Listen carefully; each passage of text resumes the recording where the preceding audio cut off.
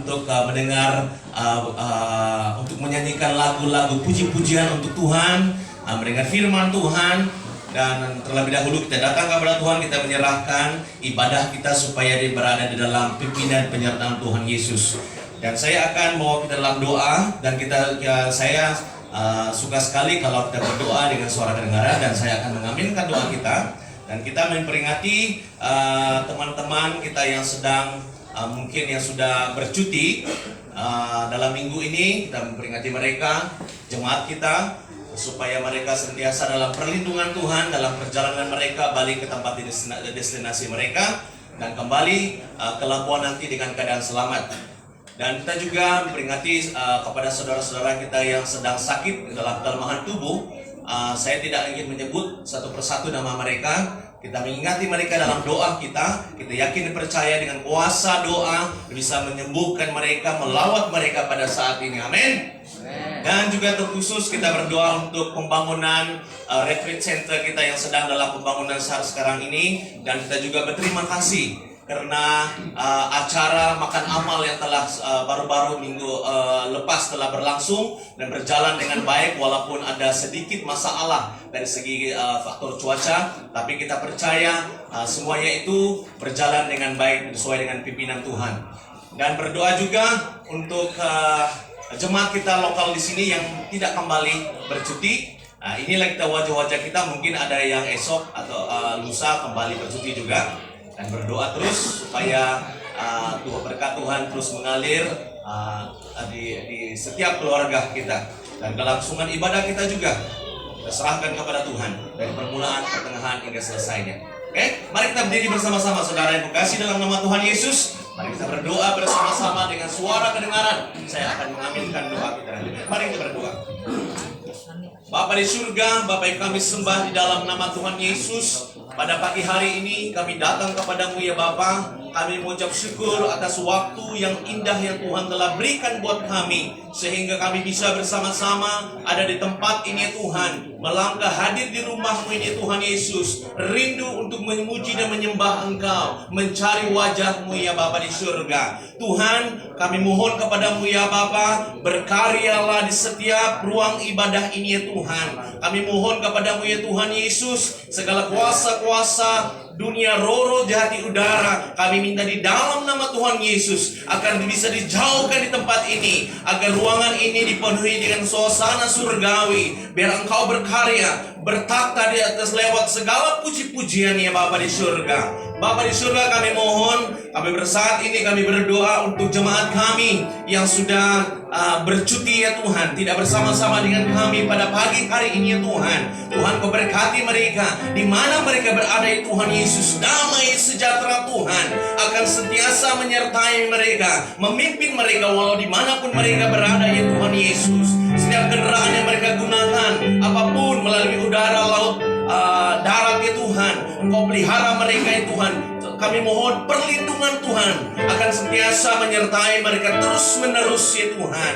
Bapa di surga, kami berdoa untuk orang-orang yang sakit pada saat ini, baik dalam ruangan ini ya Tuhan Yesus, yang datang daripada rumah hingga ke tempat ini ya Tuhan, ingin memiliki suatu perubahan, jamahan dari Tuhan. Kami berdoa di dalam nama Tuhan Yesus, Engkau damai tempat yang sakit saat ini disembuhkan. Darah Yesus menyucikan, darah Yesus memberikan kelepasan ya Tuhan Yesus. Haleluya.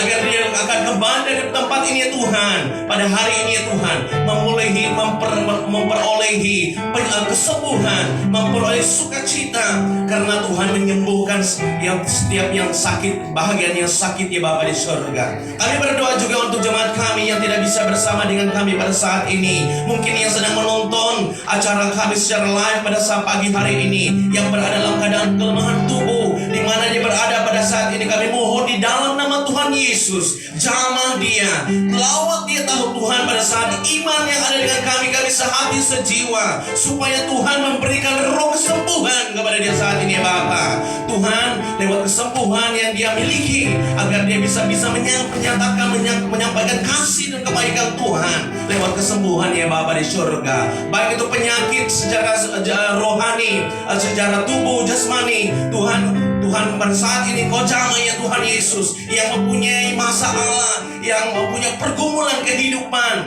yang mempunyai sesuatu pergumulan di hadapan Kau secara pribadi. Tuhan, Kau jawab ya Tuhan. Kau jamah dia Bapa di surga. Tuhan, yang mencari pekerjaan Kau temukan, mencari jodoh Kau temukan ya Bapa, yang sesuai dengan kehendak-Mu ya Tuhan.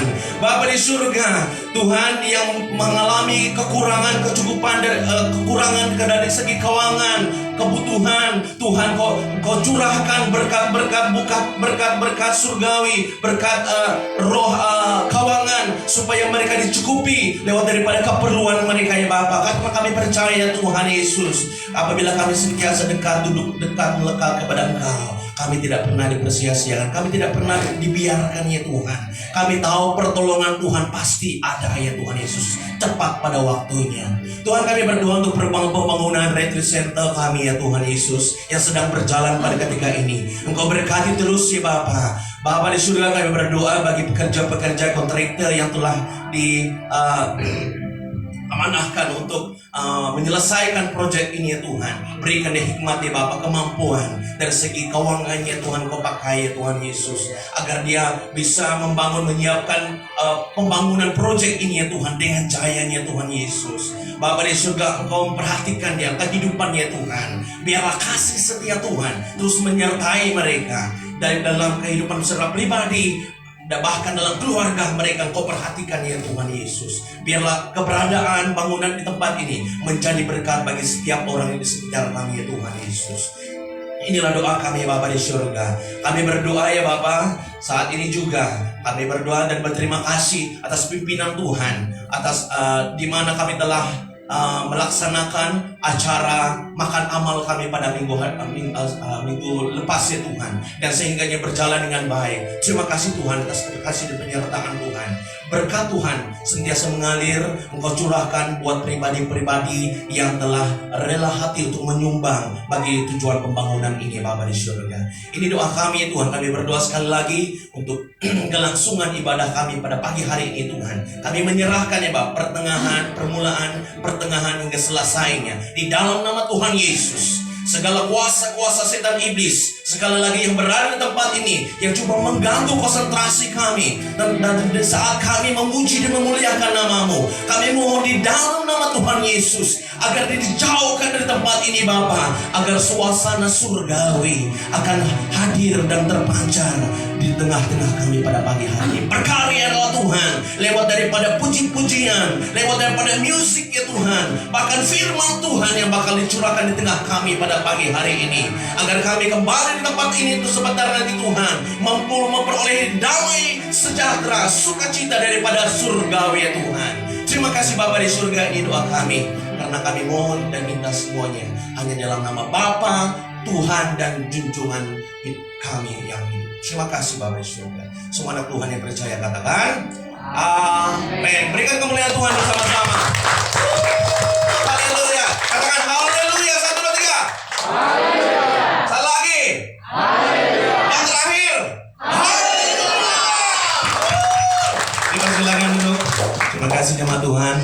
Dan sekarang saya beri masa untuk anak-anak kita yang akan membaca ayat firman Tuhan. Silakan.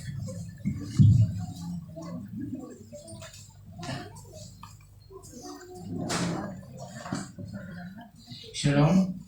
Pembacaan ayat kita pada pagi ini terdapat dalam Amos 7 pasal 1 Amos 7 pasal 1 hingga 3. Penglihatan pertama belalang. Inilah yang diperlihatkan Tuhan Allah kepadaku. Tampak ia membentuk kawanan belalang.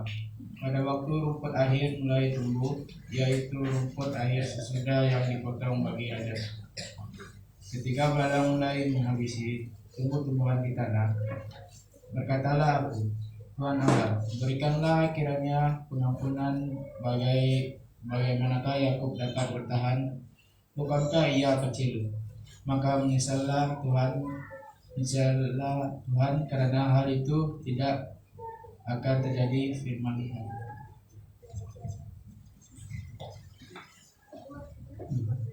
Oke, pembacaan kita dapat Yakobus 4 ayat 1 hingga 10. hawa nafsu dan persahabatan dengan dunia. Dari manakah datangnya sengketa dan pertengkaran di antara kamu? Bukankah datangnya dari hawa nafsumu yang saling berjuang di dalam tubuhmu? Kamu mengingini sesuatu tetapi kamu tidak memperolehnya. Lalu kamu membunuh, kamu iri hati tetapi kamu tidak mencapai tujuanmu. Lalu kamu bertengkar dan kamu berkelahi, kamu tidak memperoleh apa-apa karena kamu tidak berdoa. Atau kamu juga, tetapi kamu tidak menerima apa-apa karena kamu salah berdoa. Sebab yang kamu minta itu hendaklah kamu habiskan untuk memuaskan hawa nafsumu. Hai kamu orang-orang yang tidak setia, tidakkah kamu tahu bahwa persahabatan dengan dunia adalah permusuhan dengan Allah? Jadi barang siapa hendak menjadi sahabat dunia, ia menjadikan dirinya musuh Allah. Janganlah kamu menyangka bahwa kitab suci tanpa alasan berkata, roh yang ditempatkan Allah di dalam diri kita diingininya dengan cemburu. Tetapi kasih karunia yang dianugerahnya kepada kita lebih besar daripada itu. Karena itu ia katakan, Allah menantang orang yang sombong tetapi mengasihi orang yang rendah hati. Karena itu tunduklah kepada Allah dan lawanlah iblis, maka ia akan lari daripadamu. Mendekatlah kepada Allah dan ia akan mendekat kepadamu. Tahirkanlah tanganmu, hai kamu orang-orang berdosa, dan sucikanlah hatimu, hai kamu yang mendua hati. Sadarilah kemalanganmu, berduka cita dan merataplah, hendaklah tertawamu, kamu ganti tetap dengan sukacitamu, dengan duka cita. Rendahkanlah dirimu di hadapan Tuhan dan Dia akan meninggalkan kamu.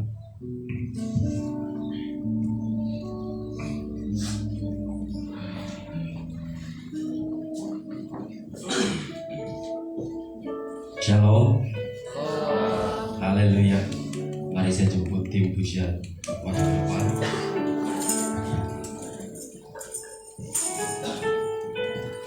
Kita bersyukur kepada Tuhan untuk kasih setianya di dalam kehidupan kita. Amin. Amin. Kita bersyukur kepada Tuhan untuk penyertaannya di dalam kehidupan kita. Kita bersyukur kepada Tuhan untuk segala berkat yang sudah diberikan bagi kita. Amin. Mari kita bangkit berdiri. Mari kita naikkan penyembahan sebagai satu ucapan syukur kita di hadapan Tuhan di atas segala sesuatu yang sudah diberikan bagi kita. Haleluya.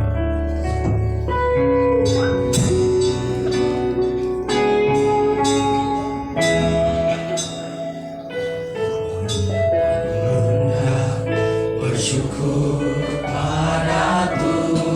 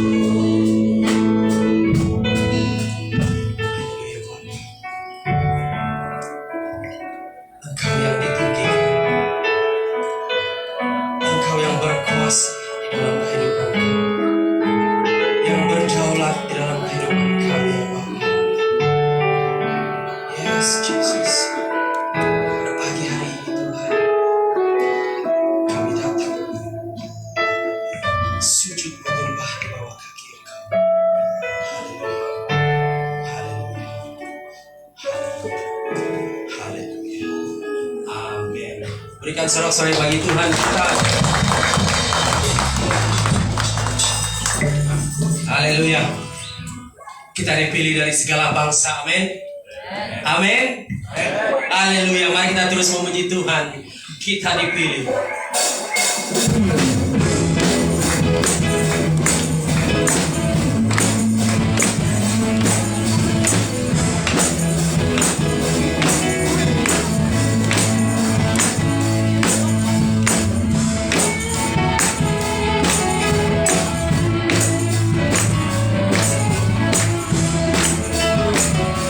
Katakan kita dipilih.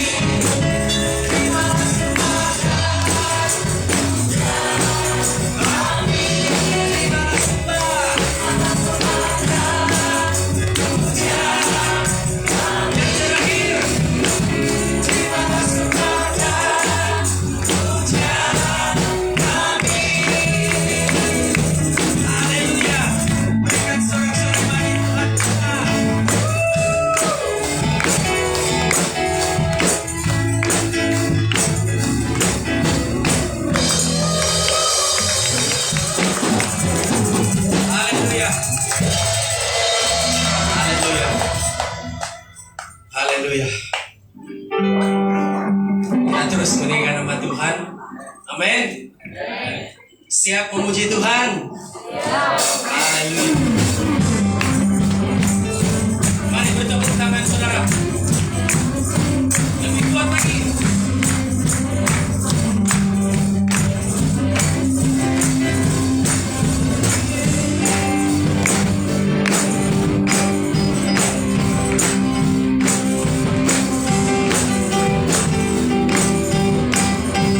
Kata-kata benar.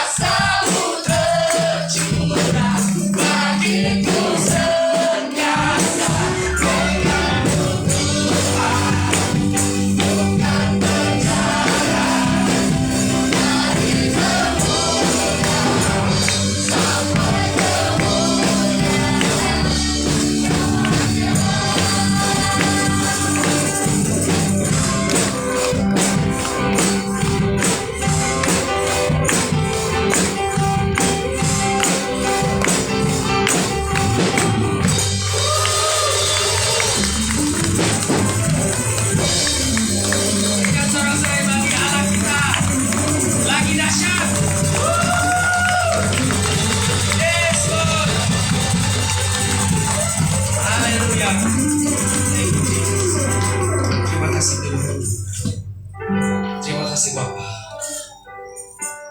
kami dapat merasakan hadirat Tuhan pada pagi hari ini.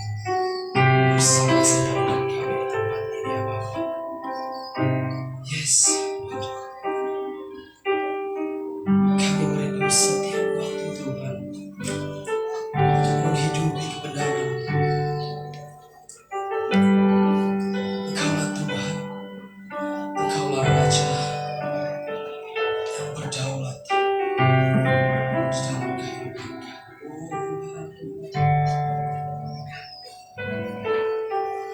Ku rindu setiap waktu hidupi kebenaran-Mu, bukan dengan kuatku, namun dengan Roh-Mu. Yesus, aku pegang teguh. Sekali lagi ku rindu.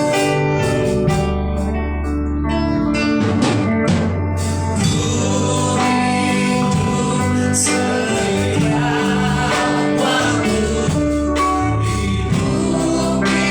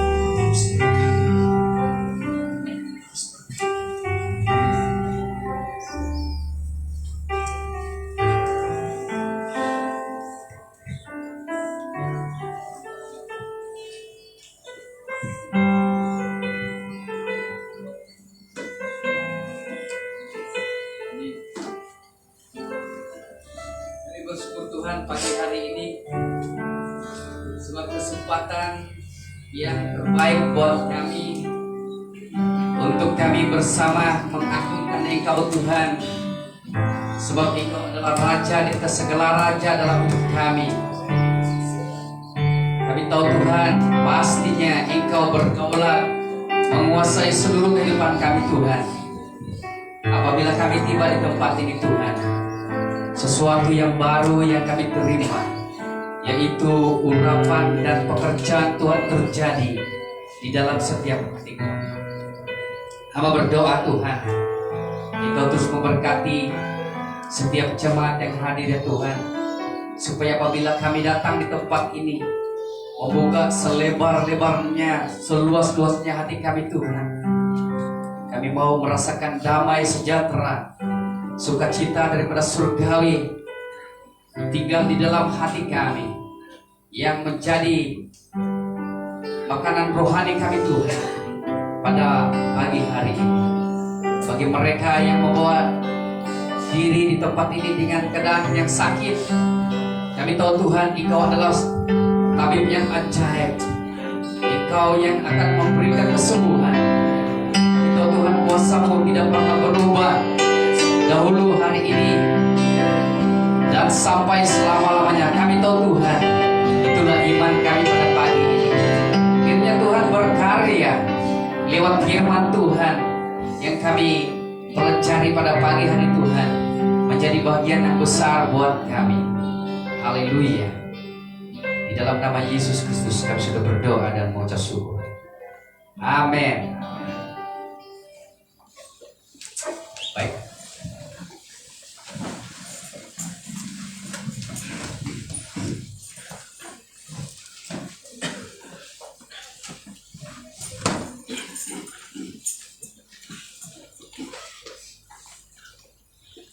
Baiklah, shalom dan selamat pagi. Salam damai dalam kasih Tuhan. Hari ini kita ada kurang sedikit karena sedia maklum kita ada rekan-rekan, ada juga pelajar metrik bercuti, namun ada juga yang bersama kita walaupun segelintir. Kami bersyukur untuk pagi ini kiranya Tuhan memberkati kita, bahkan memberikan kita kesehatan pada hari ini dan seterusnya. Untuk itu sebelum saya menyampaikan firman Tuhan, mari kita mengambil bagian bersama di dalam kebaikan Tuhan. Kita akan memperingati kebaikan Tuhan untuk kita pada pagi hari ini. Baik, terdapat di dalam Injil Matius bab 26 ayat 26 hingga 29. Oke. Dan ketika mereka sedang makan, Yesus mengambil roti, mengucap berkat, memecah-mecahkannya, lalu memberikannya kepada murid-muridnya dan berkata, "Ambillah, makanlah, inilah tubuhku." Sesudah itu ia mengambil cawan, mengucap syukur, lalu memberikannya kepada mereka dan berkata, "Minumlah kamu semua dari cawan ini, sebab inilah darahku, darah perjanjian yang ditumpahkan bagi banyak orang untuk pengampunan dosa. Akan tetapi aku berkata kepadamu, mulai dari sekarang aku tidak akan minum lagi hasil pokok anggur ini sampai pada hari aku meminumnya, yaitu yang baru bersama-sama dengan kamu dalam kerajaan surga." Satu hal yang Tuhan ajarkan adalah pasti memperingati kebaikannya, memperingati pengorbanan kasih-Nya yang begitu besar untuk kita. Tetapi satu hal yang harus kita inginkan juga dalam kehidupan kita adalah kita pasti supaya hidup bersama-sama dengan Dia dalam kerajaan surga. Mungkin kita berpikir bahwa dunia ini sangat indah dan cukuplah hidup saya di dunia ini.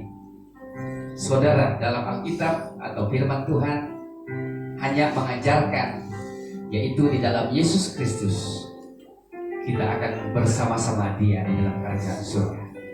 Inilah berita yang baik untuk kita, karena Oleh itu, marilah kita hidup bersama-sama dengan Tuhan.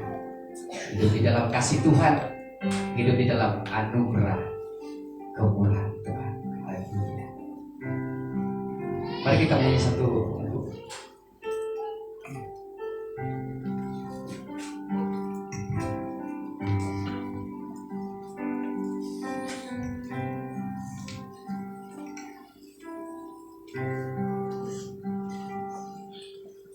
Di Golgota, darah Yesus tumpah menyucikan dosa pikiranku, menyucikan dosa perbuatanku. Oh, darahnya yang hapuskan dosaku. Darah Yesus, darah Yesus hapuskan dosaku. Darah Yesus hidupkan kita. Darahnya tertumpah menjadi jalan selamat. Darah Yesus, darah Yesus hapuskan dosaku. Darah Yesus hidupkan kita. Darahnya bertumpah menjadi jalan selamat. Darah Yesus, darah Yesus hapuskan dosaku. Darah Yesus hidupkan kita. Darahnya tertumpah menjadi jalan selamat.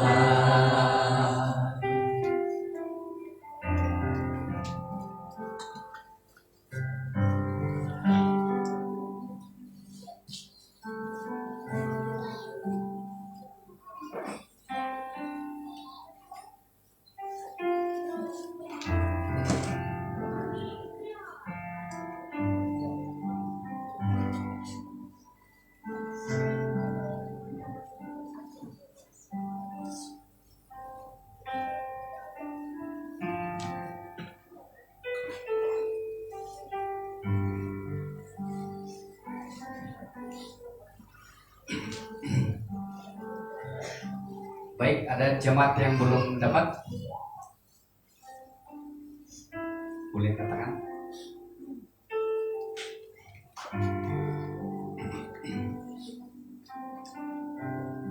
Mari kita angkat roti yang ada di tangan kita. Dan ketika mereka sedang makan, Yesus mengambil roti, mengucap berkat, memecah-mecahkannya, lalu memberikannya kepada murid-muridnya dan berkata, ambillah, makanlah, inilah tubuhku. Mari kita selesai.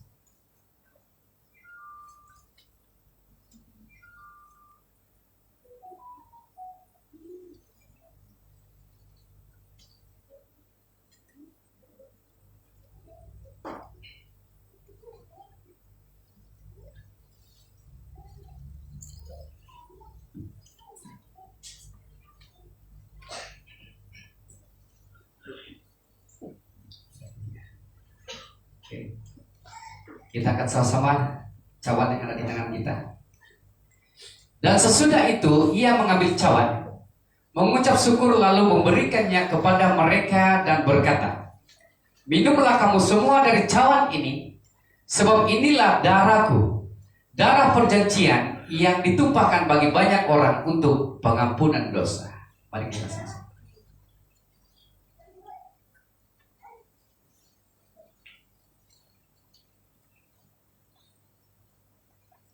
Haleluya. Bapa kami yang di surga, Bapa yang baik dalam hidup kami, Bapa sumber kemurahan dan anugerah. Kami tahu Tuhan bahwa Engkau memperhatikan, memperdulikan setiap kami. Karena kami tahu Tuhan, Engkau adalah Tuhan di atas segala Tuhan, yang sanggup berkorban demi setiap kami Tuhan, yang selayaknya kami dihukum karena dosa-dosa kami Tuhan. Tapi kami bersyukur di dalam Tuhan kami Yesus Kristus memberikan kami jalan hidup dan keselamatan, sehingga memberikan kami damai di dalam Engkau Tuhan. Kami tahu Tuhan pada pagi hari ini kami menyatakan isi hati kami melalui sakramen pada pagi hari ini. Kiranya sukacita dan damai sejahtera terus menerus menguasai kehidupan kami hari ini sampai selama-lamanya. Di dalam nama Tuhan Yesus Kristus kami sudah berdoa dan mengucap syukur. Yang percaya katakan amin. Amin. Baik, terima kasih. Ya, sementara para hamba Tuhan untuk memungut persembahan. Kalau ada yang mau buat kesaksian sini, saya bagi lagu kan. Lama sudah tidak menyanyi. Baik.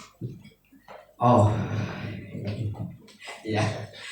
Dipersilakan. Ada ibu. Ya, kan? Haleluya.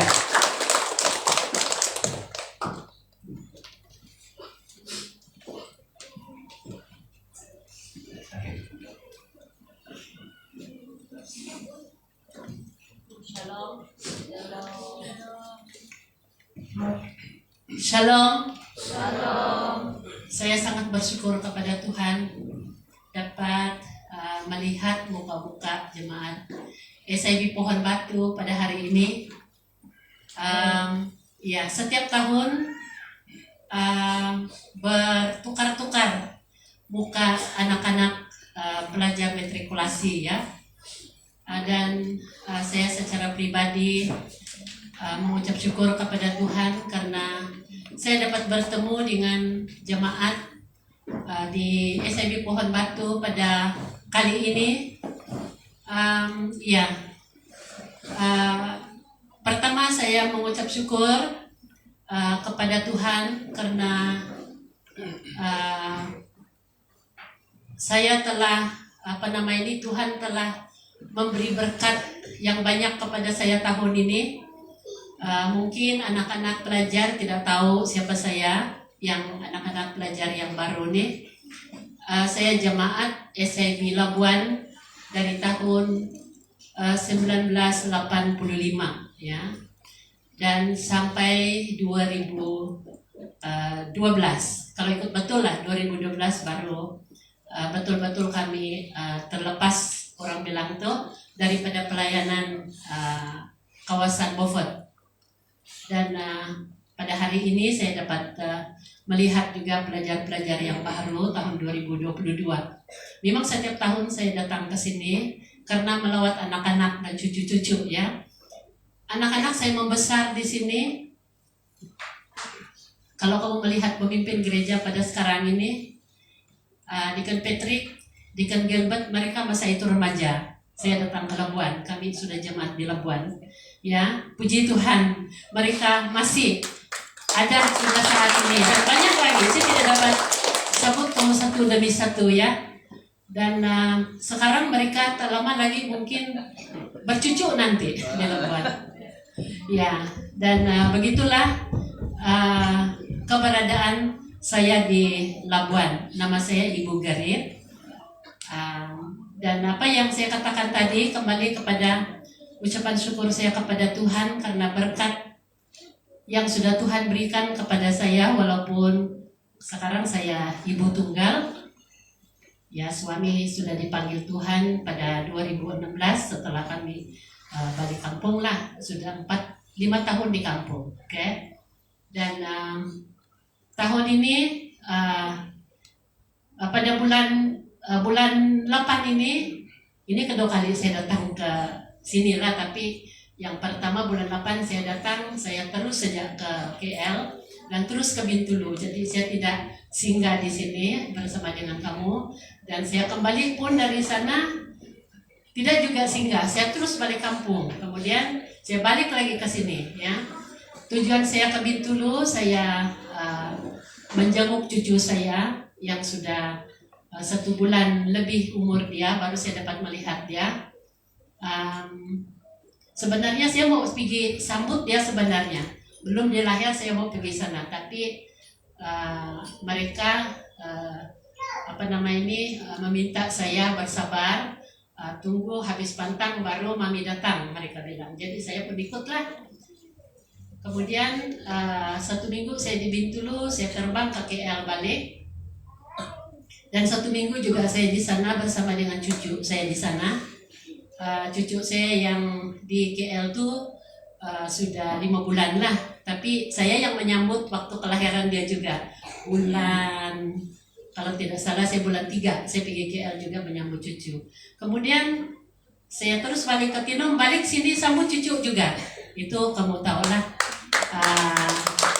cucu saya daripada anak saya Astralinda dan Ibanya Kim, dan yang keempat, anak mereka yang keempat, dan anak lelaki. Saya sangat bersyukur kepada Tuhan karena Tuhan masih memberi kekuatan kepada saya walaupun sudah warga emas, orang kata.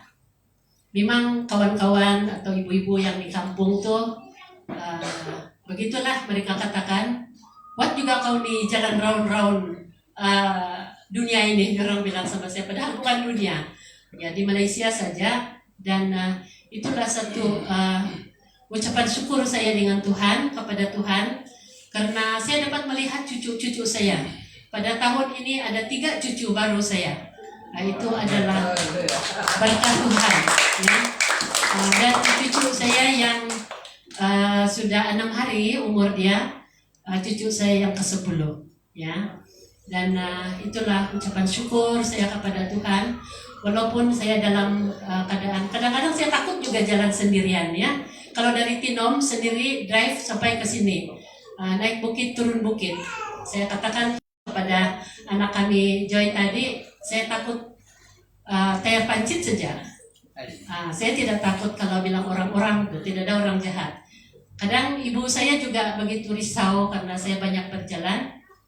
Saya kata dengan ibu saya sudah 90 tahun umur dia selalu risau lah karena saya selalu jalan seorang-seorang.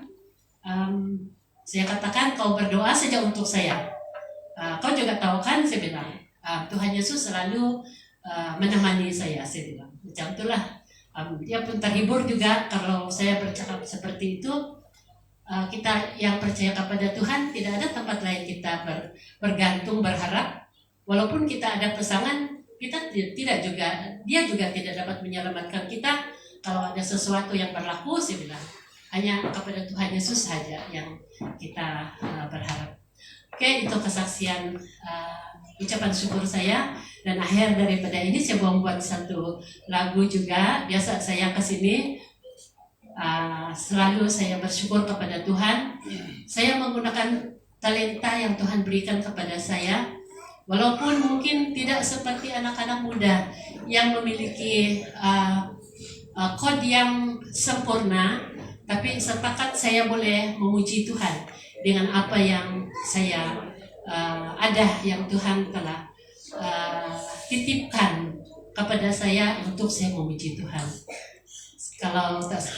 Kalau boleh saya mau pinjam gitar kayu lah. Kalau gitar karan saya tidak pandai. Saya takut sama bunyinya besar. Ini pun besar juga barangkali ini.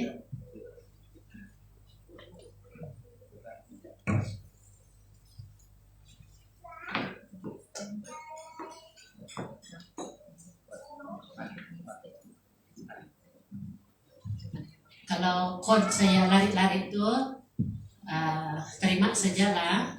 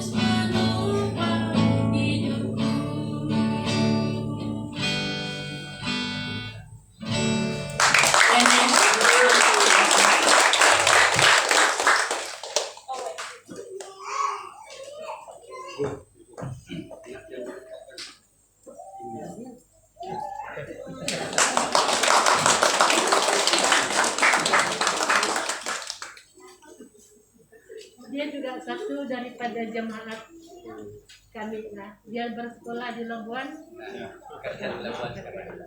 Iya. Ya Tuhan.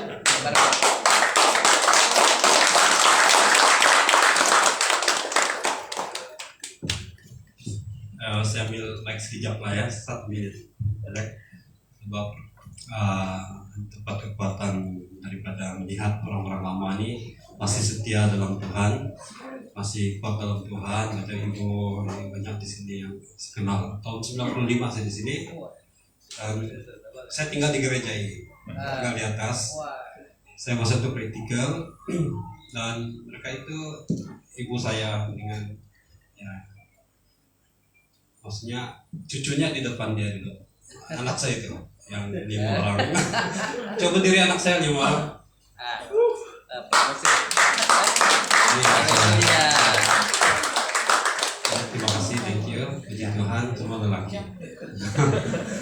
Dan luar biasa bila dapat datang semula ke sini. Saya sampai sini tahun 2005, saya dikuatkan, diteguhkan di tempat ini, dan saya tinggal di gereja ini. Dan bila saya mulai belajar semula sambil belajar, saya bekerja. 2001 saya masuk di jabatan bomba, dan penempatan pertama saya di sini. Dan saya kembali ke sini, cuma masa itu kena pelayanan di bandar baru mulai, jadi saya keperluan untuk membantu. Jadi saya di situ time itu, dan saya kembali semula ke Labuan selepas 20 tahun. Tahun lepas saya ada di sini, start di sini, dan saya telah pergi ke 4 gereja, berpusing ke 4 gereja, dan saya berdoa, Tuhan tolong di mana saya harus bertumbuh dan di mana keperluannya saya harus ada. Jadi jawaban itu ada karena saya ada di sini saat ini. Saya senang untuk bertemu bersama-sama, ya ditegur, dibangun bersama di pastor gereja di sini. Saya mungkin lebih fokus kepada, saya lebih suka di belakang karir, sebab selama saya di Semenanjung saya banyak buat training, jadi lebih baik saya sudah biasa buat training, mungkin saya di belakang tabir saja. Dan mana keperluan ada kekosongan untuk pelayanan, ya kamu fokus saja, saya tidak, saya oke saja. Ya, saya berterima kasih kepada Brother Max. Kalau si Gilbert nih kawan saya dari kecil iman lah, maksudnya pelayanan bersama di sini. Bila berjumpa dia satu kekuatan. Brother Max, terima kasih pelayanan hari ini first time saya di mimbar ini, first time pegang. Dan satu sukacita itu hanya orang yang pernah meninggal salah satu tempat dan masuk balik dan masih nampak orang percaya di situ, itu kebanggaan yang luar biasa. Jadi kekallah, kuatlah selalu sampai 20 tahun pun Anda tetap setia percaya Tuhan, jumpa di gereja ITLA. Oke, itu saja dari saya, terima kasih.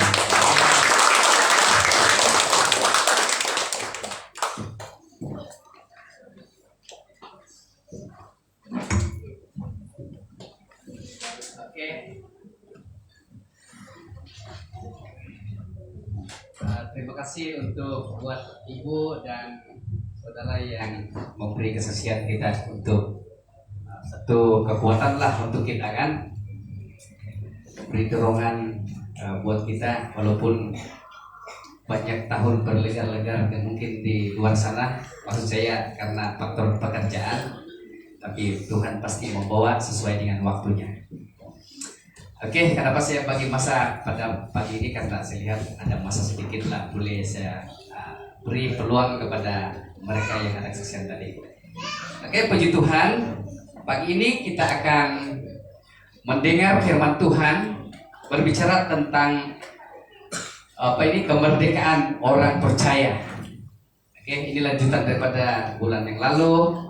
Namun tema pada pagi hari ini kita akan belajar yaitu ataupun berfungsi bersama, yaitu integriti. Bagaimana integriti kita? Saya pikir ini kalau di jabatan bomba kan, polis penjara dan yang berkaitan dengan jabatan keselamatan lah kan, ini pasti ada. Walaupun mungkin segelintir daripada beberapa orang yang tidak melakukannya dengan baik. Bagi kita sebagai orang percaya, integriti ini juga sangat penting atau menunjukkan identiti kita. Dalam kitab Daniel 1 ayat 3 hingga 8. Lalu raja bertitah kepada Penas, kepala istananya, untuk membawa beberapa orang Israel yang berasal pegawai istana itu supaya ia tidak usah menajiskan diri. Baiklah, pada pagi hari ini boleh saja Anda atau jemaat lanjutkan pembacaan sampai bahagian dalam bagian pasal 3. Kita melihat di sini definisi atau latar belakang arti integriti. Integriti ini menunjukkan seperti ini. Apa yang kita katakan sesuai dengan apa yang kita lakukan. Oke. Perbuatan dan perkataan itu harus sama.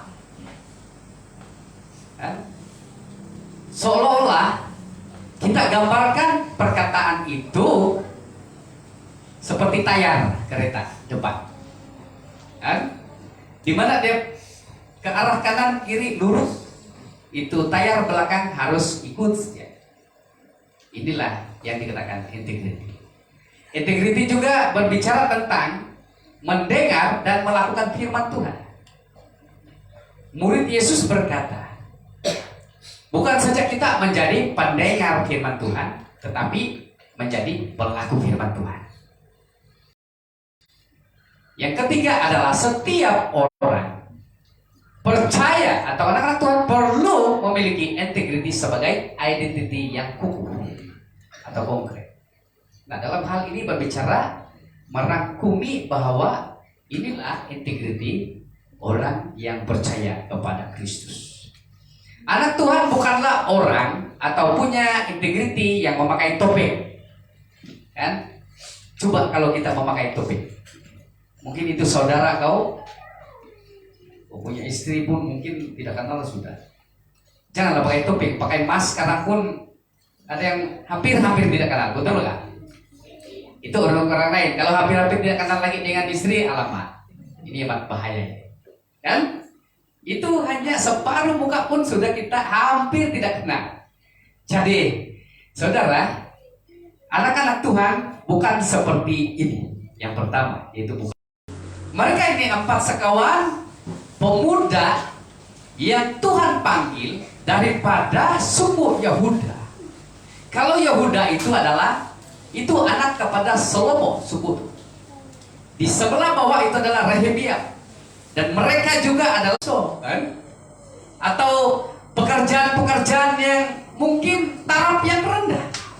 Tetapi mereka ini berada di tempat yang sangat tertinggi, pemerintahan yang tertinggi pada ketika itu. Mereka bekerja di istana raja. Ini istana raja pun saya sendiri pun belum pernah, hanya sanggup tengok saja. Betul nggak? Oh, ini yang di Pertuan Agung kita. Tapi istana dia pun mungkin dia punya kawasan pun kita tidak dapat lalu. Apalagi masuk.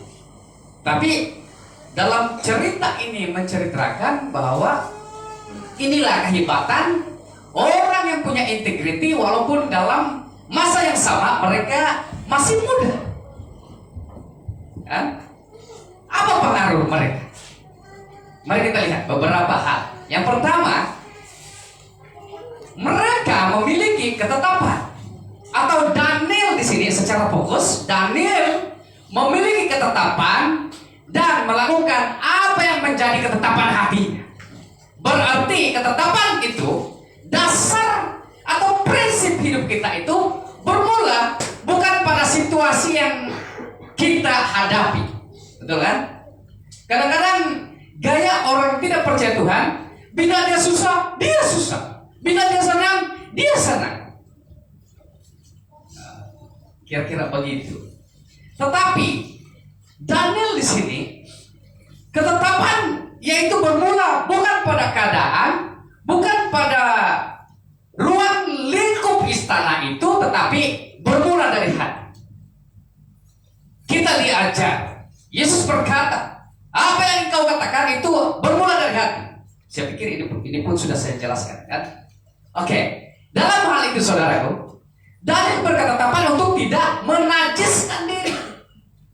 Dengan santapan raja, salah satu pengaruh yang dikerjakan, yang dilakukan oleh iblis adalah mempengaruhi setiap manusia yang ada di dunia ini hanya dengan melalui makan minum sih. Apa yang kita mau makan. Itu semua hanya mengenyangkan makanan dan minuman itu hanya sementara. Pada akhirnya esok lusa kita akan buang juga.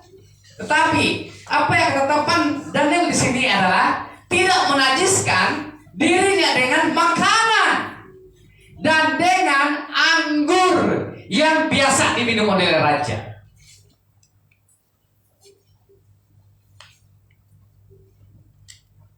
Oke. Apa Apa bukti ketetapan Daniel? Di sini bukti ketetapan Daniel, dia tidak makan sembarang. Kalau kita macam ular sawah kan?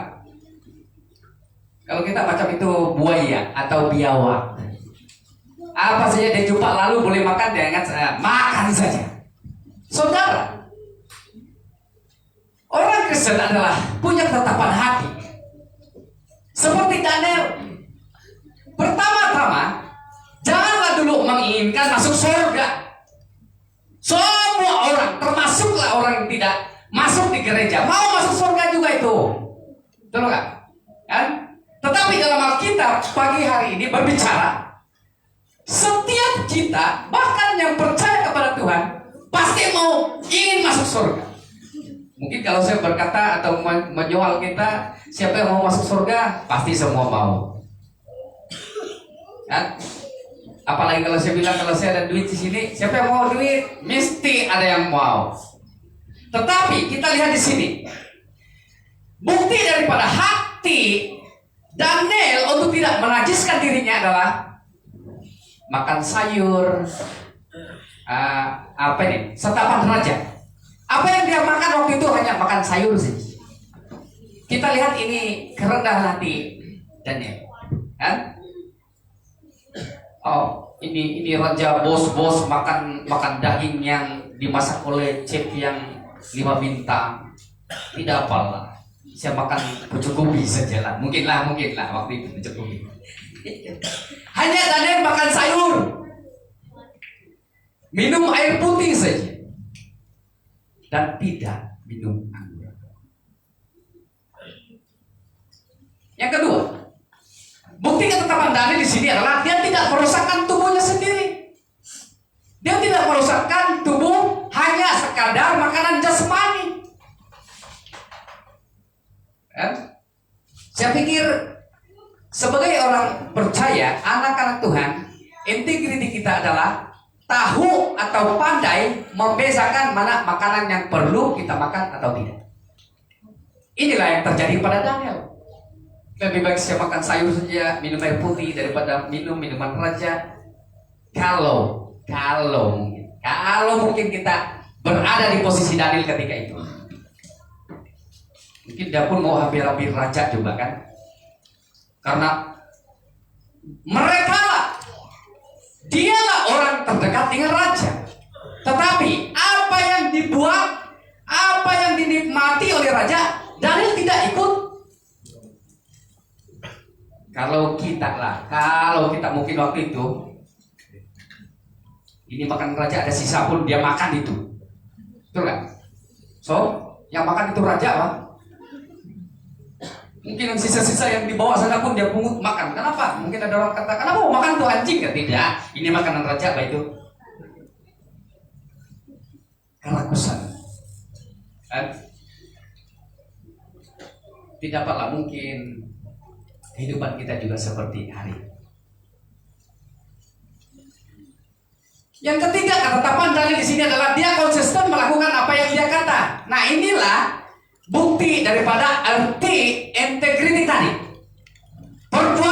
Perkataan dan perbuatan harus sama. Nah, bukti daripada ketetapan Daniel ini adalah dia konsisten melakukan apa yang dia katakan.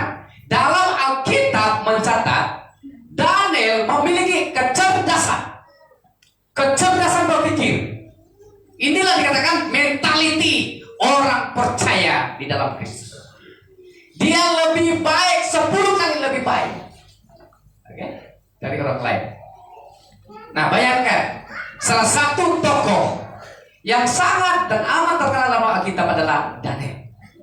Karena dia adalah orang yang melakukan dengan hati sungguh-sungguh kepada Tuhan. Orang percaya bagaimana? Mungkin di suatu kebalikan, atau bagaimana dengan sikap gaya kita pada waktu kita berjumpa seperti Daniel, kan?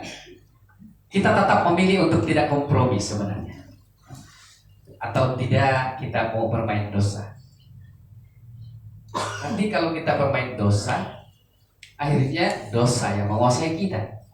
Maka Paulus berkata, upah dosa adalah maut.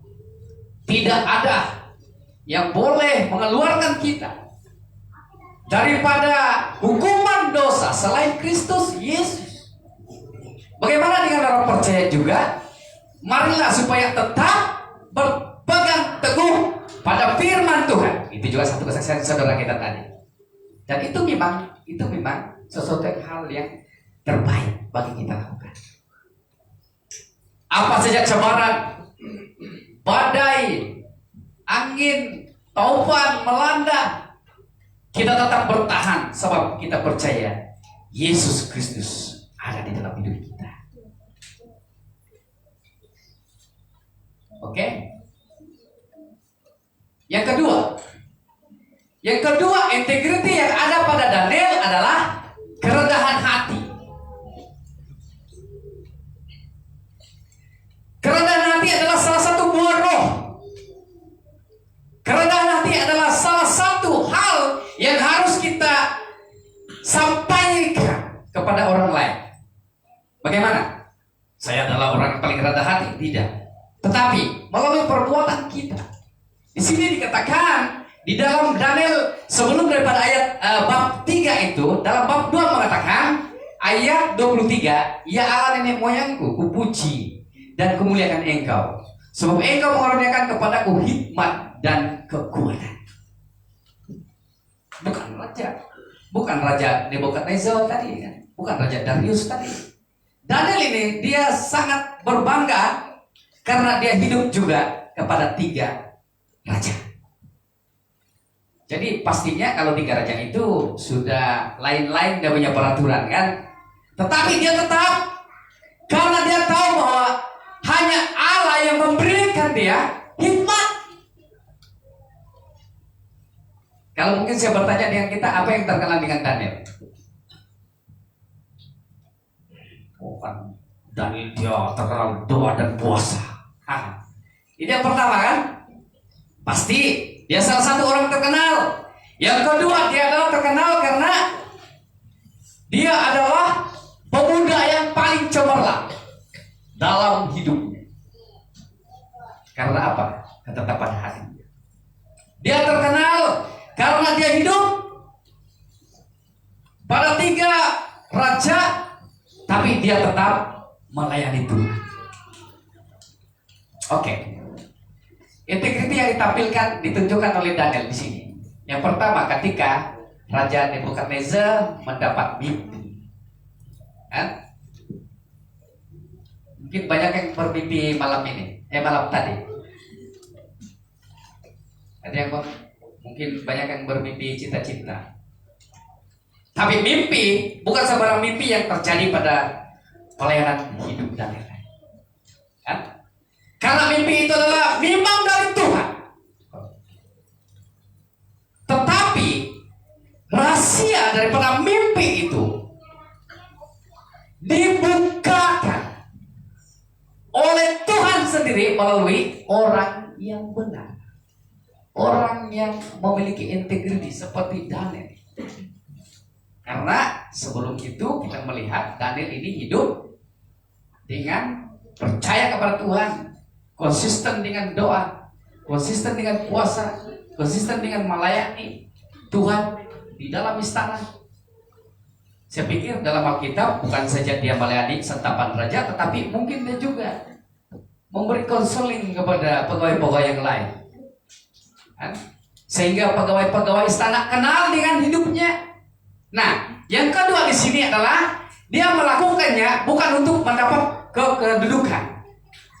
Dalam ayat-ayat berikut menunjukkan bahwa kalau raja berjanji, dia kata, kalau kau dapat tafsir ini mimpi, saya beri kau harta kekayaan, saya beri kau kuasa.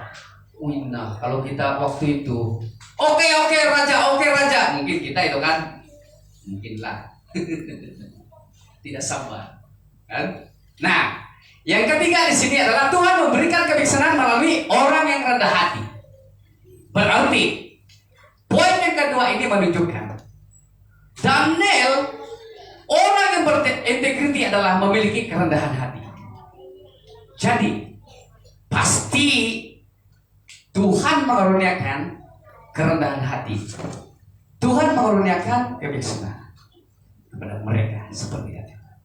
Bagaimana dengan kita? Jangan guna karunia bukan untuk tinggi diri. Jangan guna karunia untuk kepentingan diri sendiri.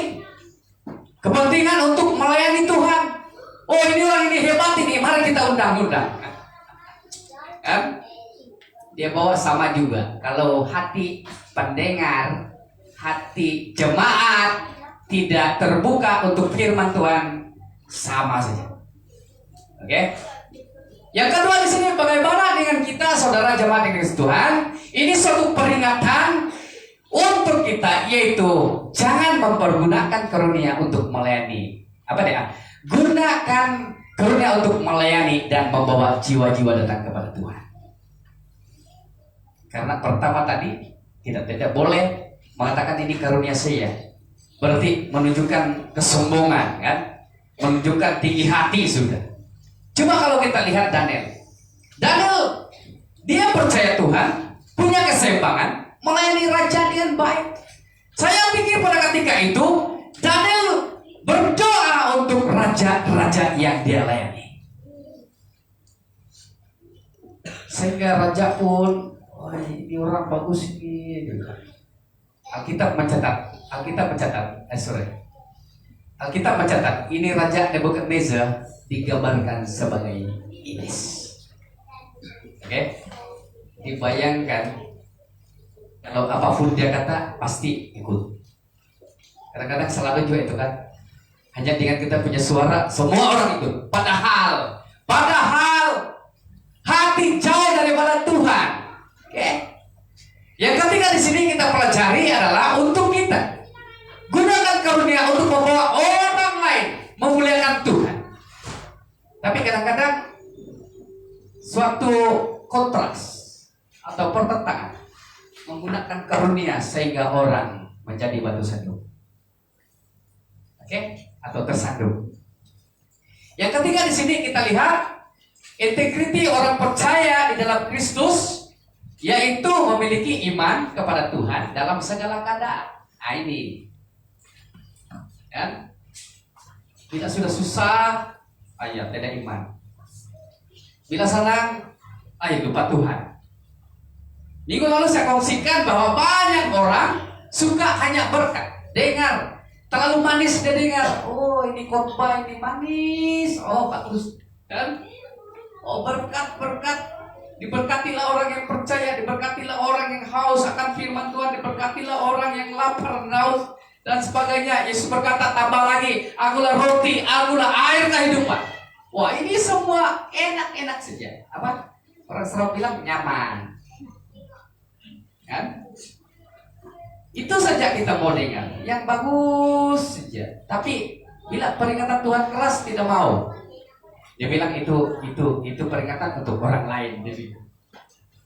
Oke, saudara, memiliki iman kepada Tuhan dalam segala keadaan berarti bukan saja pada waktu kita dalam keadaan yang susah atau baik, tetapi ingat, ini yang harus disampaikan kepada kita. Di sini dikatakan oleh Daniel, jika Allah kami yang kami puja atau puji sanggup melepaskan kami, maka ia akan melepaskan kami dari perapian yang menyala-nyala itu dan dari dalam tanganmu ya Raja. Nah, dalam hal ini saudara, sikap orang yang setia kepada Tuhan seperti Daniel, dia tidak mau menyembah Allah lain. Oke? Dia tidak mau menyembah Allah lain. Yang kedua, imannya tidak goyah ketika dimasukkan ke dalam perapian. Iman mereka, apa yang mereka cakap? Mungkin guru-guru sekolah minggu lebih tahu kan. Waktu perintah raja supaya memasukkan mereka ke dalam perapian. Waktu 3 orang dimasukkan, raja sendiri yang melihat. Waktu mereka keluar tadi dimasukkan 3, sekarang keluar 4. Itulah kita kan. Itulah kebodohan Raja Nebukadnezar. Itulah kelemahan yang amat sangat parah sekali kepada Raja Nebukadnezar karena dia tidak tahu siapa Allah yang sebenarnya. Nah, yang ketiga di sini adalah orang setia kepada Tuhan, memuliakan orang lain, memuliakan Allah. Bahkan Raja Nebukadnezar sendiri takjub melihat perkara yang terjadi karena Alkitab mencatat dengan matanya sendiri melihat waktu ketiga orang yang dimasukkan dalam perempian, 7 kali lebih panas, kan? Alkitab mencatat orang yang memasukkan mereka pun terbakar, apalagi mereka. Tapi di dalam Alkitab menjelaskan sehelai rambut pun kan? Tidak ada yang terbakar. Ingat, Nebukadnezar sudah lupa kuasa Tuhan yang mereka percayai. Mereka diangkat dalam kedudukan dan jabatan yang tertinggi dalam kerajaan. Nah, apa yang terjadi pada Daniel? Dia adalah ketua pegawai istana. Berarti berdoalah dengan raja, kan? Oh, dia dipercayai. Begitupun bagi kita. Kita harus tunjukkan integriti iman kita dalam menghadapi pencobaan. Kan? Yang ketiga, kita harus tetap mempertahankan iman dalam segala keadaan. Integriti bukan hanya sebuah perkataan, tetapi iman. Nah, tadi perkataan dan perbuatan harus sama. Tetapi di sini berbicara tentang integriti bukan saja sebuah perkataan, tetapi iman. Yang keempat, integriti orang percaya yang ditampilkan seperti Daniel, atau yang harus orang-orang percaya sebagai anak Tuhan punya integriti adalah ada ketulusan. Ketulusan dalam kitab Daniel 5 ini berbicara tentang dia sangat dia sangat jujur dengan melakukan apa yang dia lakukan. Kalau kita bekerja untuk Tuhan, bekerja untuk Tuhan. Jangan pura-pura kasih tingu-tingu. Itu sudah dijelaskan dalam poin pertama. Karena ini amat-amat bahaya buat kita. Oke? Di sini saya baca daripada ayat bab 5 tadi, ayat 17. Kemudian Daniel menjawab raja, tahanlah hadiah Tuhan, berikanlah pemberian Tuanku kepada orang lain. Namun demikian aku akan membaca tulisan itu bagi raja. Ini janji Daniel. Nah, itu yang saya bilang tadi. Karena Tuhan Nebukadnezar tahu Daniel ini seorang yang pandai, seorang yang berhikmat, seorang yang dikaruniakan oleh Tuhan dengan hikmat. Tapi ini janji Daniel. Sebelum dia menafsirkan mimpi itu, dia berjanji, rajaku, tidak perlulah kau bagi saya hadiah. Lebih baik bagi kepada orang lain. Kalau macam kita bagaimana? Oh, ini dia kata kalau salah tafsir lagi, habislah hadiah raja mau bagi dengan saya. Nah, itu kita kan? Itu kita. Itu menggambarkan kepribadian kita yang senang dipengaruhi. Karena yang memberi hadiah ini pasti raja. Tetapi kita ingat bahwa raja ini adalah tidak percaya kepada Tuhan. Kita ingat dalam segala keadaan iman kita timbul. Iman kita timbul bagaimana kita meresponi keadaan-keadaan yang berlaku di dunia ini. Tetapi mungkin ada angin yang kita dengar, kalau mau begini, kan itu berarti bisikan-bisikan yang tidak baik, bisikan-bisikan daripada kuasa-kuasa yang tidak baik. Nah, cabaran yang dihadapi Daniel, cabaran dia. Daniel menafsir mimpi Raja Belshazzar. Oke? Raja berjanji akan memberikan harta, ya seperti dalam ayat tadi itu, memberikan kekuasaan dan kedudukan atau jabatan kepada Daniel jika Daniel dapat mengartikan mimpi itu. Tapi pasti diartikan karena Allah memberi dia karunia untuk menafsirkan mimpi. Yang ketiga di sini adalah ketulusan Daniel. Ketulusan Daniel terpancar karena menolak semua tawaran. Dia adalah orang yang jujur. Sekarang ini banyak orang tidak jujur. Biasanya kan Kita nampak di berita sana sini, kebanyakan sekarang adalah orang yang tidak jujur. Dia jujur. Nah ini, saya pikir ini juga terjadi pada dunia masa kini. Dalam gereja Tuhan. Pada waktu saya menyampaikan firman Tuhan, kalau kita ingat, yaitu kenapa gereja itu boleh berpecah. Daripada dasar yang telah diprotes, yang telah dilakukan oleh Martin Luther. Nah, kalau ada yang dengar waktu buat saya itu, saya panjang sedikit, bukan panjang-panjang untuk menjelaskan. Tapi kita tahu bahwa inilah yang terjadi pada Daniel juga, kan? Karena ada hubungan jika ada sesuatu yang diinginkan raja. Raja kan itu dia berhak apa saja dia mau bagi, oke saja Pak. Emas, pun waktu itu pun boleh kan. Sekarang bagaimana dengan kita? Kalau kita melayani Tuhan, kalau ada hubungan saja atau ada imbalan saja baru kita melayani Tuhan, itu sesuatu yang pelik. Tapi kita melayani Tuhan karena itu sesuatu yang dikaruniakan Tuhan. Nanti ketulusan seperti ini. Kalau setuju dengan saya akan baca sini. Melakukan kebaikan. Ketulusan maksudnya melakukan kebaikan untuk orang lain dengan ikhlas. Keikhlasan itu adalah ketulusan.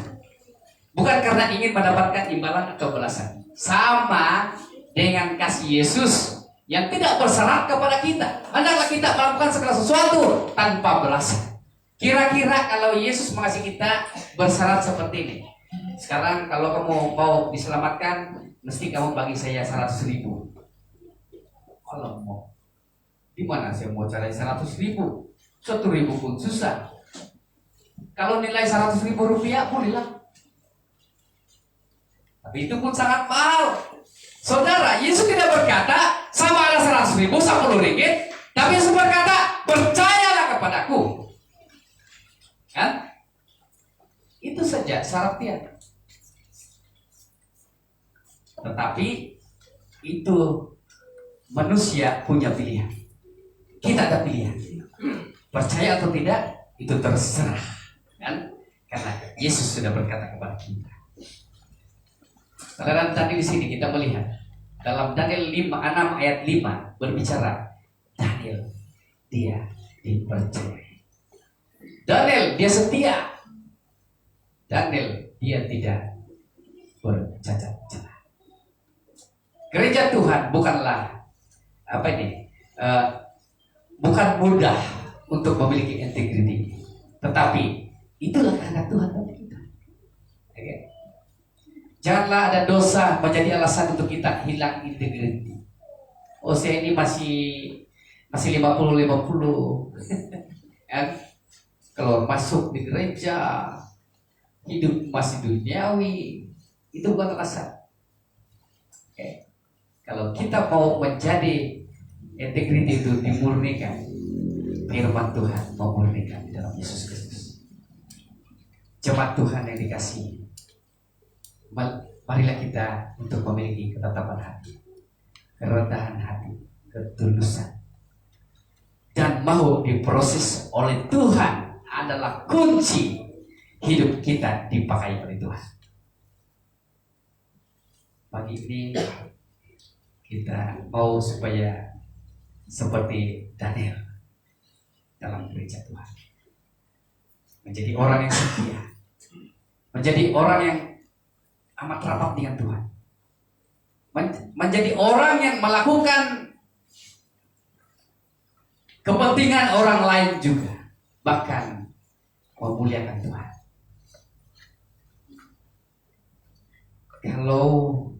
Kalau kita pikir ada ramai orang yang percaya pada ketika itu, hanya boleh 4 pemuda yang beriman. Mari kita sebagai jemaat Tuhan yang beriman di mana-mana. Jangan di gereja. Mari kita perluaskan, tebarkanlah, sebarkanlah kehidupan kita. Tunjukkanlah siapa kita di dalam Tuhan. Haleluya. Mari kita berdoa. Terima kasih Tuhan, terima kasih Bapa. Kami memuji dan bersyukur kepadamu pagi ini Tuhan, karena kebaikan Tuhan yang sungguh dalam hidup kami. Apapun segala halangan-halangan, baik masalah-masalah bahkan dosa kami Tuhan selama ini, kami tahu Tuhan bahwa itu menunjukkan titik-titik kami Tuhan sudah jatuh. Pada pagi ini Tuhan kami diperingatkan supaya kami seperti Daniel, perkasa, pahlawan dalam menghadapi segala situasi. Tuhan kami berdoa supaya kiranya kami memiliki hati seperti Daniel yang mengutamakan Kristus dalam hidup kami. Berkati seluruh jemaat Tuhan agar apapun yang kami lakukan Tuhan, mulai hari ini sampai selama-lamanya, biarlah kiranya berkenan di hadapan-Mu Tuhan dan seturut dengan kehendak. Terpujilah Bapa,